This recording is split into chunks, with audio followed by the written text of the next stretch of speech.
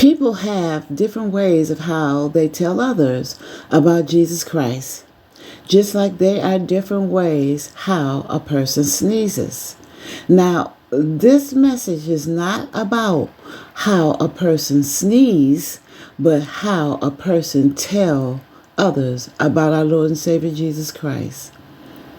So today, let's see how the sneeze of a Christian tell others about Jesus. As I give my Lord and Savior Jesus Christ all praises, honor, and glory in the name of Jesus. Now, are you a big bad wolf sneezer where you just huff and puff like you're going to blow the house down to tell somebody about Jesus, but nothing comes out? You just huff and you puff. In this case, there are no seeds planted here about Jesus Christ, our Lord and Savior. Or are you an internal sneezer where you make the attempt to tell others about Jesus Christ, but only a sound comes out and you keep it to yourself? Nope, no seeds of the Word of God planted here. Or are you a dainty sneezer, delicately pretty, where you sneeze out the Word of God into the tissue and then throw it away? Not even you obey the commands of our Lord and Savior Jesus Christ. Nope, no Word of God is planted here. Or are you an enthusiastic sneezer?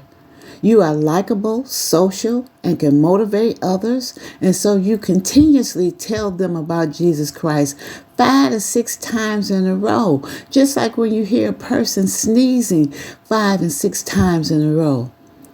And so these enthusiastic sneezers, they hate to be ignored. It's not about you, enthusiastic sneezer. It's about Jesus Christ.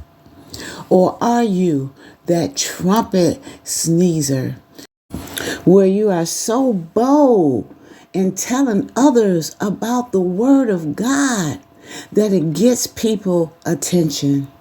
Yes, this is planting seeds, the Word of God.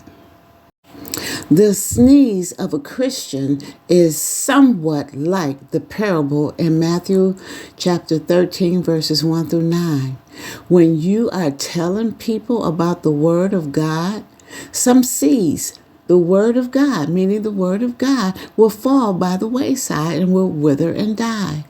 And some will fall among thorns, and the thorns will spring up and choke the Word of God. But others fall into good ground and bring forth fruit. Some 100-fold, some 60-fold, some 30-fold. Amen.